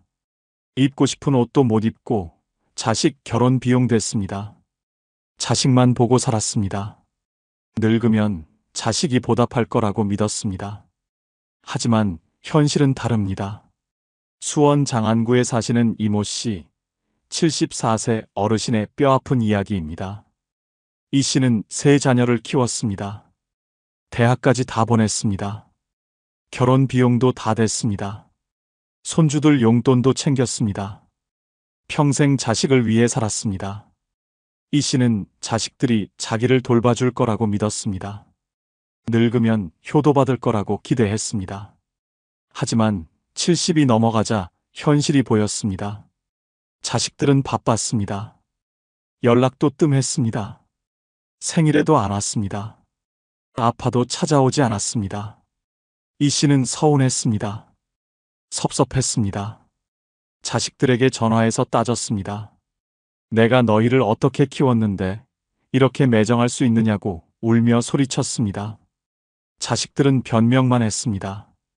바쁘다고, 시간이 없다고, 미안하다고만 말했습니다. 이 씨는 우울해졌습니다. 자식 원망하며 매일 울었습니다. 친구들에게 하소연했습니다. 자식 때문에 살맛이 안 난다고 말했습니다. 건강도 나빠졌습니다.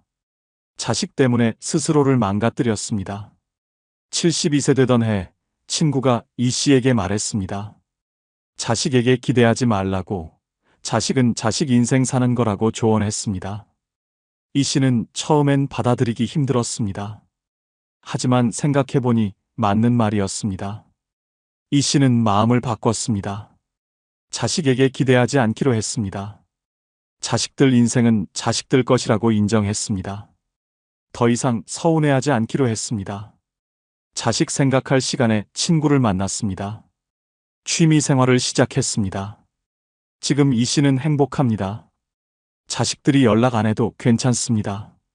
오면 반갑고 안 와도 상관없습니다. 자식에게 기대하지 않으니 서운할 일이 없습니다. 이 씨는 말합니다. 70이 넘으면 자식 버리고 살라고, 그게 행복의 비결이라고 말입니다. 여러분은 어떻습니까? 아직도 자식이 찾아오기를 기다리십니까? 전화 오기를 손꼽아 기다리십니까? 그 기다림이 여러분을 불행하게 만듭니다. 자식은 감사 보너스입니다. 와주면 고맙고 안 와도 섭섭하지 않은 존재로 생각하십시오. 이렇게 생각하면 마음이 편합니다. 자식에게 의존하지 마십시오. 경제적으로도 정서적으로도 독립하십시오. 내 삶은 내가 책임진다는 마음가짐이 필요합니다. 자식 없이도 행복할 수 있습니다. 자식에게 베풀지 마십시오. 이제 그만 주십시오. 용돈도 그만, 집안일 도와주기도 그만, 손주 봐주기도 그만하십시오. 여러분 시간과 돈은 여러분을 위해 쓰십시오. 자식 대신 친구를 만드십시오. 자식보다 친구가 더 가깝습니다. 어려울 때 옆에 있어주는 건 자식이 아니라 친구입니다. 친구에게 투자하십시오. 자식 자랑하지 마십시오. 자식 잘 됐다고 자랑하지 마십시오. 자식과 여러분은 별개입니다.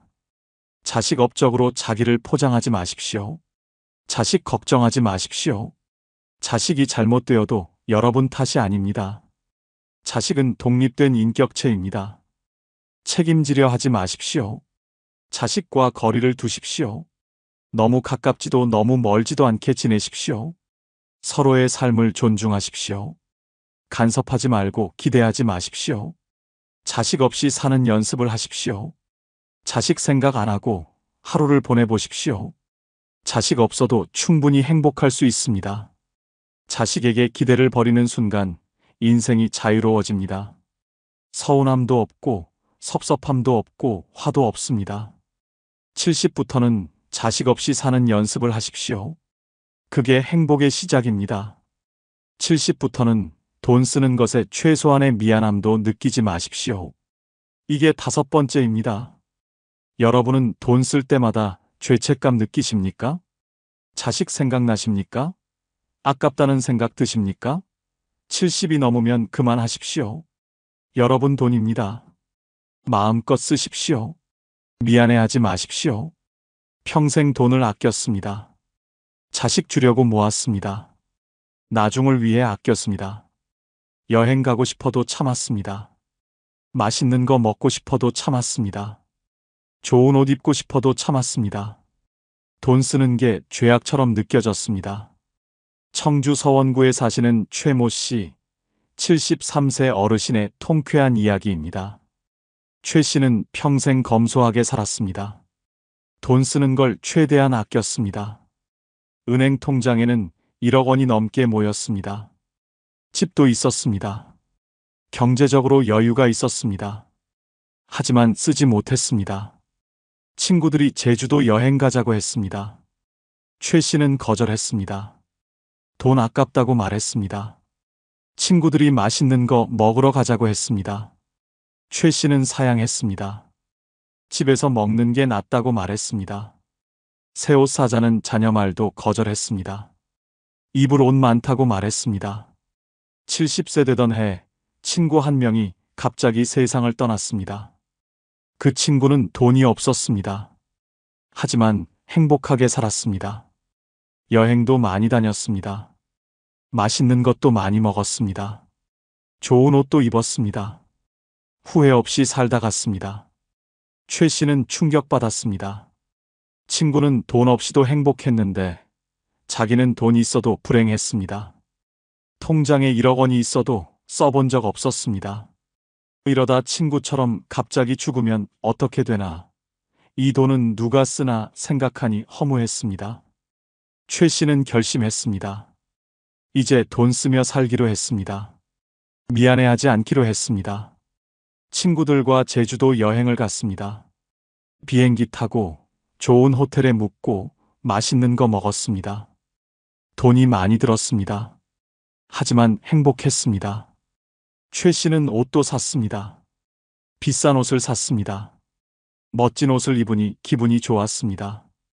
자신감도 생겼습니다. 외식도 자주 했습니다. 친구들과 좋은 식당에 갔습니다. 돈 아깝지 않았습니다. 행복했습니다. 지금 최 씨는 마음껏 돈을 씁니다. 미안해하지 않습니다. 여행도 가고 맛있는 거 먹고 좋은 옷 입습니다. 통장 잔액은 줄었지만 행복은 늘었습니다. 최 씨는 말합니다. 70이 넘으면 돈 펑펑 쓰라고 미안해할 필요 없다고 말입니다. 여러분은 어떻습니까? 돈 쓸 때마다 죄책감 느끼십니까? 자식 생각나서 못 쓰십니까? 아까워서 참으십니까? 70이 넘으면 미안해하지 마십시오. 여러분 돈입니다. 자식 주려고 아끼지 마십시오. 자식들은 스스로 벌어서 삽니다. 여러분 돈 없어도 잘 삽니다. 오히려 부모가 행복하게 쓰는 게 자식도 좋아합니다. 나중을 위해 아끼지 마십시오. 나중이 언제입니까? 80세입니까? 90세입니까? 그때 쓸 체력이 있겠습니까? 지금 쓰십시오. 건강할 때 쓰십시오. 여행 가십시오. 가고 싶은 곳 다 가보십시오. 돈 아깝다고요? 아닙니다. 추억은 돈 주고도 못 삽니다. 여행의 기억이 남은 인생을 풍요롭게 만듭니다. 맛있는 거 드십시오. 비싼 식당도 가보십시오. 한우도 먹고 회도 먹고 좋은 음식 다 드십시오. 몸이 받아줄 때 먹어야 합니다. 좋은 옷 입으십시오. 비싼 옷 사십시오. 멋지게 꾸미십시오. 70이 넘었어도 멋지고 싶은 건 당연합니다. 돈 아까워서 낡은 옷만 입지 마십시오. 집도 편한 곳으로 옮기십시오. 엘리베이터 있는 아파트로 가십시오. 병원 가까운 곳으로 가십시오. 돈 아까워서 불편한 집에서 살지 마십시오. 건강에 투자하십시오. 좋은 병원 가십시오. 비싼 약이라도 먹어야 하면 드십시오. 건강검진 꼼꼼히 받으십시오. 돈보다 건강이 중요합니다. 취미 생활에 투자하십시오. 악기 배우고 싶으면 악기 사십시오. 골프 치고 싶으면 치십시오. 돈 때문에 포기하지 마십시오. 죄책감 버리십시오. 돈 쓴다고 죄책감 느낄 필요 없습니다. 여러분이 번 돈입니다. 여러분이 모은 돈입니다. 여러분이 쓸 권리가 있습니다. 자식들에게 미안해하지 마십시오. 돈 쓴다고 미안해할 필요 없습니다. 자식들은 부모가 행복한 게 더 좋습니다. 돈 아끼다 불행한 부모보다 돈 쓰며 행복한 부모가 낫습니다. 70부터는 펑펑 쓰십시오. 아깝지 않습니다. 미안할 것도 없습니다. 여러분 돈입니다. 마음껏 쓰십시오. 돈 쓰며 행복하게 사십시오. 그게 진짜 돈을 잘 쓰는 겁니다. 평생 모은 돈, 지금 아끼고 계십니까? 그런데 정말로 현명한 절약이 맞습니까? 충격적인 이야기를 하나 들려드리겠습니다. 78세 박 어르신은 철저한 절약가였습니다. 건강검진은 돈 낭비라며 거부하셨고 병원비 아낀다고 약도 끊으셨습니다. 음식도 가장 싼 것만 드시고 난방비 아낀다며 한겨울에도 내복만 껴입고 지내셨습니다. 그렇게 5년을 아끼며 사신 결과가 무엇이었을까요? 작년 겨울 폐렴으로 쓰러지셨고 병원에서 당뇨 합병증과 영양실조까지 발견되었습니다. 입원비와 치료비로 3,500만 원이 나왔습니다. 5년간 아낀 돈보다 훨씬 많은 금액입니다. 더 비극적인 것은 건강을 완전히 잃어버렸다는 점입니다. 이제는 혼자 걷지도 못하고 요양병원 신세를 지고 계십니다. 여러분도 이런 어리석은 절약을 하고 계시지는 않습니까? 노년에는 아껴야 할 돈과 절대 아껴서는 안 될 돈이 명확히 구분됩니다. 잘못된 곳에 돈을 아끼면 나중에 수십 배, 수백 배의 대가를 치르게 됩니다. 지금부터 노년에 절대 돈 아끼면 안 되는 5가지를 말씀드리겠습니다. 이것만큼은 반드시 기억하시고 실천하십시오. 여러분의 노후가 건강하고 행복하기를 진심으로 바랍니다. 좋아요 꼭 눌러주시면 시작하겠습니다. 노년에 절대 돈 아끼면 안 되는 첫 번째는 바로 건강검진과 예방치료입니다. 평생 모은 돈을 아끼려고 건강검진을 미루고 계신 분들이 많습니다. 그런데 여러분, 정말로 돈을 아끼는 것이 맞습니까? 아니면 오히려 더 큰 돈을 쓰게 만드는 어리석은 선택입니까? 결론부터 말씀드리면 건강검진을 미루는 것은 가장 어리석은 절약입니다. 작은 돈을 아끼려다 나중에 수천만 원을 쓰게 되는 최악의 선택이 됩니다. 건강검진 비용이 부담스러워서 몇 년째 받지 않고 계십니까? 몸이 조금 불편해도 그냥 참고 지나가면 되겠지 하고 생각하십니까? 이것이야말로 독이 든 절약입니다. 나이가 들면 몸속에서 조용히 병이 자라고 있어도 증상이 나타나지 않는 경우가 많습니다. 암, 당뇨, 고혈압, 심장질환 등 중증 질환들은 초기에는 아무런 신호를 보내지 않습니다. 통계를 보면 더욱 명확해집니다. 국립암센터 자료에 따르면 암을 조기에 발견하면 치료비가 평균 500만 원에서 1000만 원 정도 듭니다. 하지만 말기에 발견하면 치료비가 3천만 원에서 5천만 원까지 올라갑니다. 게다가 조기 발견 시 생존율은 90%가 넘지만 말기 발견 시에는 20%도 안 됩니다. 몇십만 원 아끼려다 목숨까지 잃을 수 있다는 뜻입니다. 예방주사도 마찬가지입니다. 독감 예방접종, 폐렴구균 백신, 대상포진 예방접종 등을 돈 아깝다고 안 맞으시는 분들이 계십니다. 하지만 걸리고 나면 어떻게 됩니까? 독감으로 입원하면 100만 원 이상 들어갑니다. 폐렴에 걸리면 치료비가 수백만 원입니다. 대상포진은 한 번 걸리면 극심한 통증으로 몇 달을 고생하고 치료비도 만만치 않습니다. 실제 사례를 들려드리겠습니다. 75세이신 한 어르신은 건강검진 비용이 아깝다며 5년 동안 한 번도 받지 않으셨습니다. 매년 30만 원 정도 드는 종합검진이 부담스럽다는 이유였습니다. 그러다가 작년에 갑자기 배가 아파서 병원에 가셨는데 대장암 3기 판정을 받으셨습니다. 이미 암이 상당히 진행된 상태였습니다. 수술과 항암 치료를 받으시면서 지금까지 4천만 원 넘게 들어갔습니다. 그것도 건강보험 적용받고 나서의 금액입니다. 한 어르신은 병상에서 눈물을 흘리며 후회하셨습니다. 150만 원 아끼려다 4천만 원을 쓰게 되었고 건강도 잃고 남은 삶의 질도 형편없어졌다고 말입니다. 만약 정기적으로 검진을 받았다면 조기에 발견해서 간단한 수술로 완치될 수 있었을 것입니다. 치과 치료도 절대 미루면 안 됩니다. 이가 안 좋으면 제대로 씹어먹지 못하고 영양 상태가 나빠지며 전신 건강까지 악화됩니다. 충치 하나 때우는데 10만 원 아깝다고 방치하면 나중에 임플란트로 200만 원 넘게 쓰게 됩니다. 잇몸 치료를 미루면 이가 빠지고 틀니를 해야 하는데 그 비용이 수백만 원입니다. 안과 검진도 마찬가지입니다. 백내장이나 녹내장은 조기에 발견하면 간단한 치료로 해결됩니다. 하지만 방치하면 실명할 수도 있습니다. 한 번 잃은 시력은 돌이킬 수 없습니다. 돈으로도 살 수 없습니다. 여러분, 명심하십시오. 건강검진과 예방치료는 소비가 아니라 투자입니다.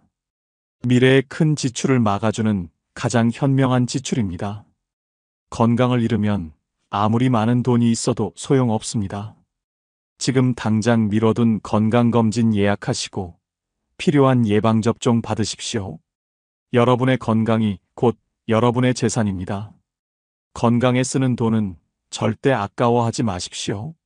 노년에 절대 돈 아끼면 안 되는 두 번째는 바로 영양관리와 식사입니다. 여러분은 지금 무엇을 드시고 계십니까? 값싼 식재료로 대충 끼니를 때우고 계시지는 않습니까? 많은 어르신들이 식비를 가장 먼저 줄입니다. 하지만 이것은 건강을 팔아서 돈을 버는 최악의 선택입니다. 나이가 들수록 영양 상태가 면역력과 체력을 결정합니다. 제대로 먹지 못하면 몸이 무너지고 몸이 무너지면 병원비로 훨씬 더 많은 돈이 나갑니다. 노인들이 가장 흔히 하는 실수가 무엇인지 아십니까? 밥값 아낀다고 라면이나 즉석식품으로 끼니를 때우는 것입니다. 과일이나 채소는 비싸다며 거의 먹지 않고 고기나 생선도 가격 때문에 피합니다. 그러다 보면 단백질 부족으로 근육이 빠지고 비타민 결핍으로 각종 질병에 노출됩니다. 통계가 이를 증명합니다. 보건복지부 조사에 따르면 65세 이상 노인의 42%가 영양 불균형 상태이며 이 중 절반 이상이 경제적 이유로 제대로 된 식사를 하지 못한다고 답했습니다. 영양실조 상태의 노인은 정상적인 식사를 하는 노인보다 입원율이 3배 이상 높고 사망률도 2배 가까이 높습니다. 식비 아끼려다 목숨을 걸고 있는 셈입니다. 단백질은 특히 중요합니다. 나이가 들면 근육이 자연스럽게 줄어드는데 단백질 섭취가 부족하면 근육 손실이 가속화됩니다. 근육이 없으면 넘어지기 쉽고 한번 넘어지면 골절로 이어집니다. 골절되면 입원하고 입원하면 수백만 원이 나갑니다. 고기나 생선값 아끼려다 병원비로 수십 배를 쓰게 되는 것입니다. 실제 사례를 말씀드리겠습니다. 72세 이 할머니는 남편을 여의고 혼자 사시면서 식비를 극도로 아끼셨습니다.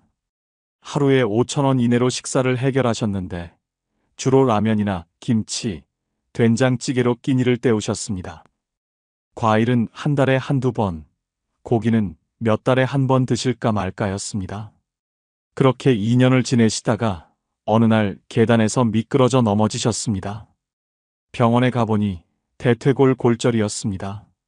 수술을 받으셔야 했는데 검사 결과 심각한 영양실조와 골다공증이 발견되었습니다.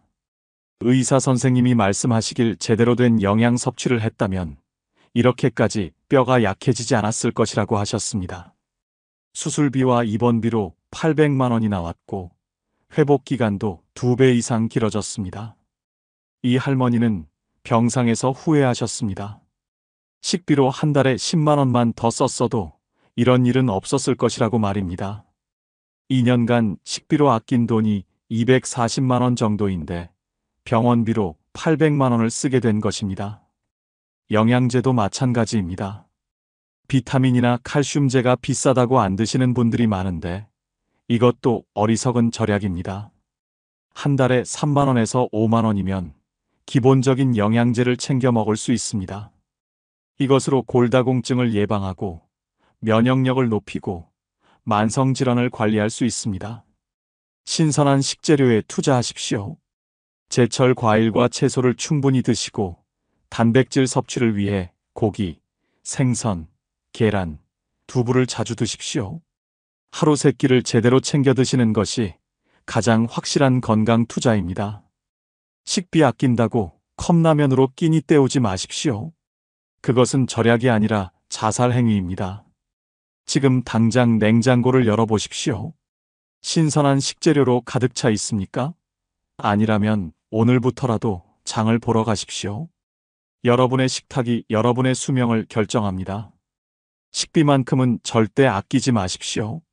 노년에 절대 돈 아끼면 안 되는 3번째는 바로 주거 환경과 안전 설비입니다. 여러분이 사시는 집은 안전합니까? 아니면 사고가 일어나기를 기다리는 위험한 공간입니까? 많은 어르신들이 집 수리나 안전, 설비에 돈 쓰는 것을 아까워합니다.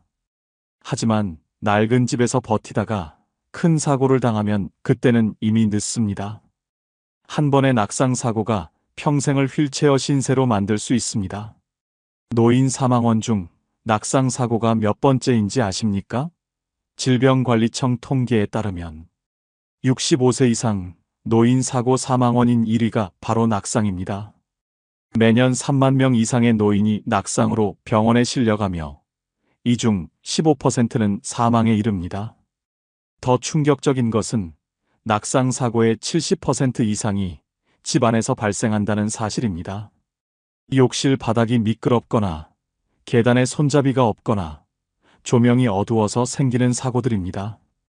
욕실을 생각해 보십시오. 바닥이 미끄러워도 그냥 조심하면 된다고 생각하십니까? 절대 그렇지 않습니다.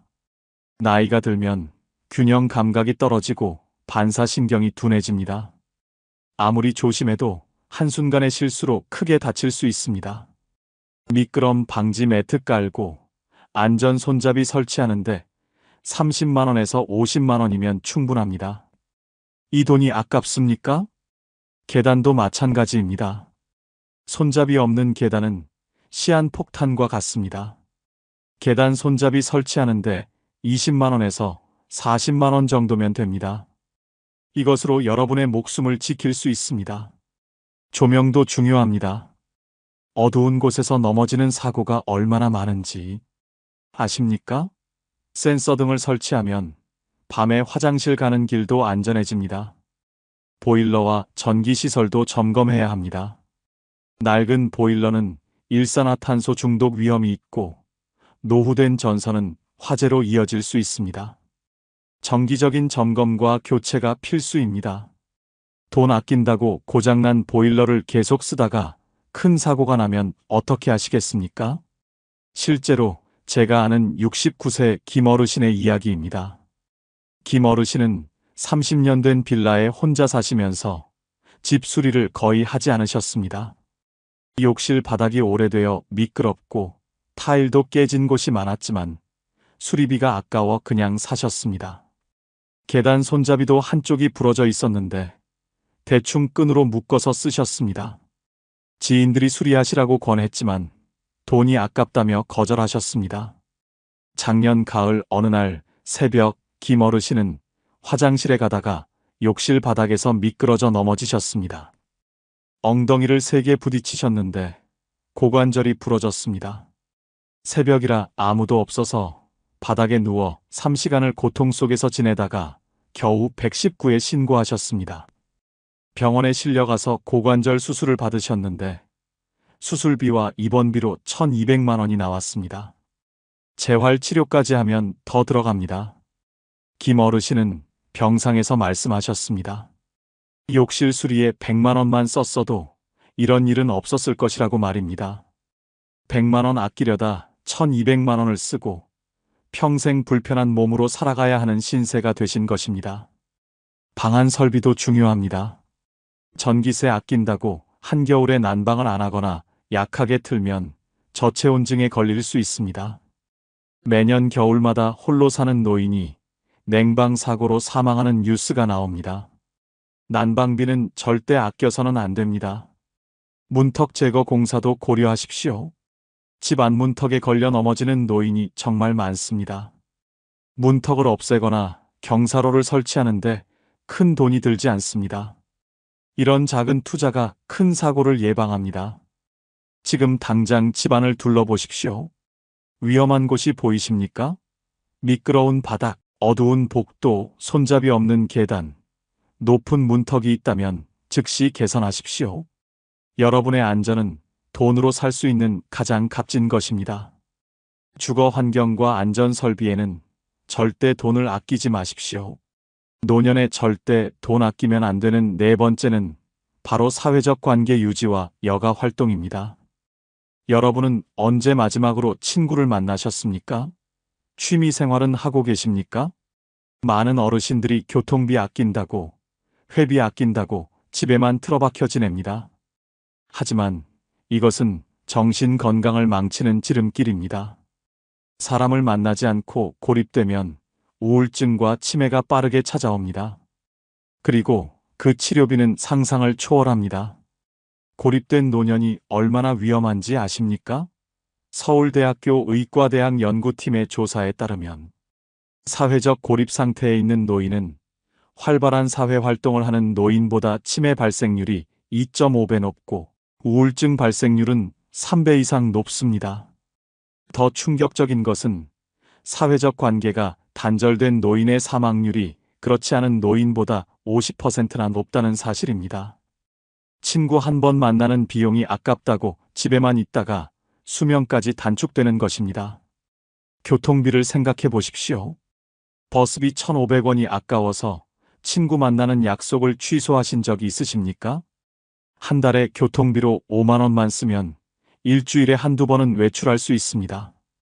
이 돈으로 친구도 만나고 복지관도 가고 문화센터도 다닐 수 있습니다. 이것이 바로 정신 건강에 대한 투자입니다. 경로당이나 복지관 회비도 마찬가지입니다. 한 달에 1만 원에서 2만 원 정도면 다양한 프로그램에 참여할 수 있습니다. 운동교실, 노래교실, 미술교실 등 취미 활동을 하면서 새로운 친구도 사귈 수 있습니다. 이 돈이 아깝습니까? 절대 아닙니다. 이것은 치매와 우울증을 예방하는 가장 확실한 방법입니다. 문화생활도 중요합니다. 영화 한 편 보는데 7,000원이 아까워서 몇 년째 극장에 안 가신 분들이 많습니다. 하지만 영화 보고, 공연 보고, 전시회 가는 것이 얼마나 중요한지 아십니까?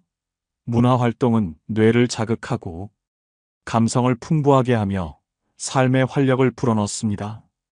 실제 사례를 들려드리겠습니다. 74세 최할아버지는 아내를 여의고 혼자 사시게 되었습니다. 연금으로 생활하시면서 모든 지출을 최소화하셨습니다. 친구들이 만나자고 연락해도 식사비와 교통비가 부담되어 거절하셨습니다. 경로당 회비 2만 원도 아까워서 등록하지 않으셨습니다. TV만 보면서 집에만 계시는 날이 계속되었습니다. 처음 몇 달은 괜찮았지만 시간이 지나면서 말수가 줄어들고 의욕이 없어지셨습니다. 밤에 잠도 제대로 못 주무시고 식욕도 떨어지셨습니다. 1년쯤 지나자 자녀가 방문했을 때 최 할아버지의 상태가 심각하다는 것을 알았습니다. 병원에 모시고 가니 중증 우울증 진단을 받으셨습니다. 정신과 치료를 시작하셨는데 약값과 상담료로 한 달에 30만 원씩 나갔습니다. 1년 동안 360만 원이 들어간 것입니다.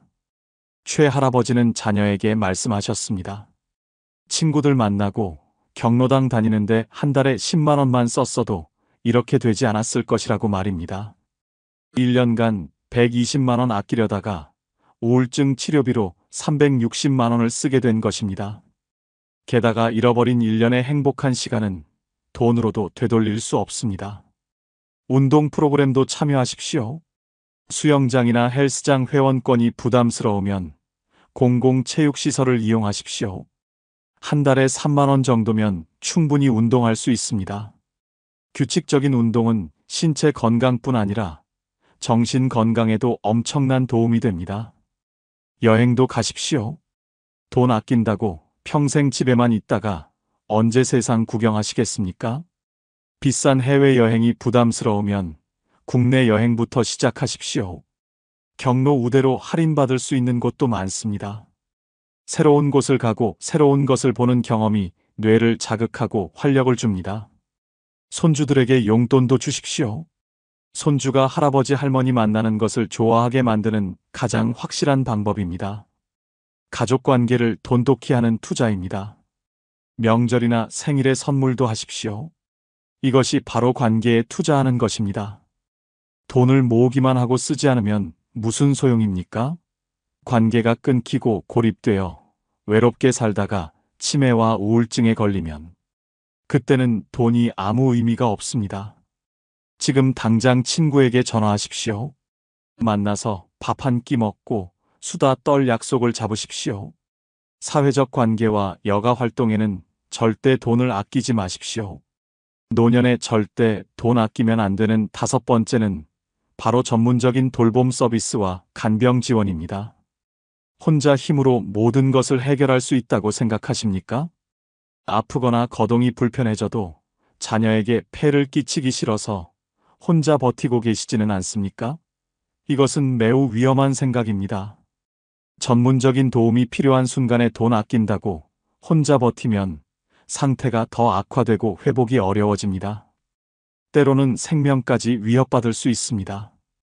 노인 장기요양 서비스를 이용하는 비율이 얼마나 되는지 아십니까?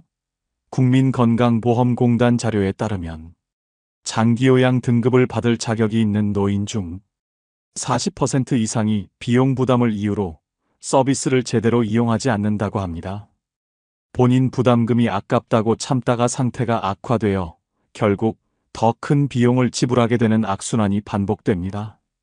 전문가의 도움을 받았다면 빠르게 회복할 수 있었던 것들을 혼자 버티다가 만성화되는 것입니다. 요양보호사 서비스를 생각해 보십시오. 거동이 불편해졌을 때 집에서 도움을 받을 수 있는 서비스입니다. 목욕, 식사 준비, 청소 등을 도와주는데 본인 부담금은 하루 몇천 원에서 1만 원 정도입니다. 이 돈이 아까워서 더러운 옷을 그대로 입고 제대로 씻지도 못하고 낙상 위험을 감수하면서 혼자 모든 것을 하시겠습니까? 방문 간호 서비스도 마찬가지입니다. 만성질환이 있거나 수술 후 회복 중일 때 간호사가 집으로 방문해서 상태를 체크하고 관리해 줍니다. 이것도 본인 부담금이 적은데 돈 아깝다고 안 받으시는 분들이 많습니다. 그러다가 합병증이 생기거나 상태가 악화되어 응급실에 실려가면 그때는 수백만 원이 들어갑니다. 물리치료나 재활치료도 절대 아껴서는 안 됩니다. 무릎이 아프거나 허리가 아플 때 치료를 제대로 받지 않고 방치하면 나중에는 걷지도 못하게 됩니다. 한 번에 몇만 원 하는 물리치료가 아까워서 참다가 나중에 수술하고 입원하면 수천만 원이 듭니다. 실제 사례를 말씀드리겠습니다. 80세이신 할머니는 뇌졸중으로 쓰러지셨다가 다행히 수술을 잘 받고 퇴원하셨습니다. 의사 선생님이 재활치료를 꾸준히 받아야 한다고 강조하셨지만 신할머니는 비용이 부담되어 몇 번만 받고 중단하셨습니다. 한 달 재활치료 비용이 본인 부담금으로 20만 원 정도 나왔는데 이것이 아까우셨던 것입니다. 집에서 혼자 운동하면 되겠지 생각하셨습니다. 하지만 전문가의 지도 없이 혼자 하는 운동은 효과가 거의 없었습니다. 오히려 잘못된 자세로 운동하다가 근육을 다치셨습니다. 6개월이 지나자 거동이 점점 불편해지셨고 결국 휠체어 신세를 지게 되셨습니다. 이제는 요양보호사의 도움 없이는 일상생활이 불가능해졌습니다. 한 달에 요양보호사 비용으로 80만 원씩 나가고 있습니다. 신할머니는 후회하십니다. 처음 6개월 동안 재활치료에 120만 원만 투자했다면 지금처럼 되지 않았을 것이라고 말입니다. 120만 원 아끼려다 평생 매달 80만 원씩 쓰는 신세가 된 것입니다. 1년만 계산해도 960만 원입니다. 주간보호센터도 적극 활용하십시오. 낮 시간 동안 센터에서 식사, 운동, 여가 활동을 제공받을 수 있습니다. 본인 부담금이 하루 5,000원에서 1만 원 정도인데 이것으로 건강관리도 하고 사회적 교류도 할 수 있습니다. 집에 혼자 있으면 TV만 보다가 치매가 빨리 오지만 센터에 나가면 두뇌 활동이 활발해지고 치매 예방에 큰 도움이 됩니다. 식사 배달 서비스도 고려하십시오. 혼자 요리하기 힘들 때 도시락 배달 서비스를 이용하면 영양가 있는 식사를 할 수 있습니다.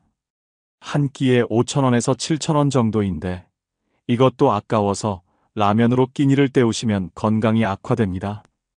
응급 안전 서비스에도 가입하십시오. 혼자 사시는 분들은 특히 중요합니다. 넘어지거나 갑자기 쓰러졌을 때 버튼 하나로 119에 신고되는 서비스입니다.